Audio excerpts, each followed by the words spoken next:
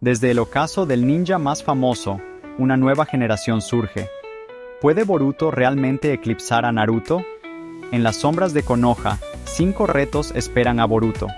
Primero, encontrar su camino y propósito. Segundo, desarrollar relaciones significativas. Tercero, enfrentar desafíos únicos. Cuarto, redefinir su legado lejos de la sombra de su padre. Quinto, lograr un crecimiento personal auténtico.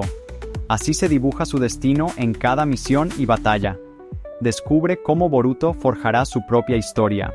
Si te gustó el contenido, comparte, suscríbete y regálanos un me gusta para más contenido como este.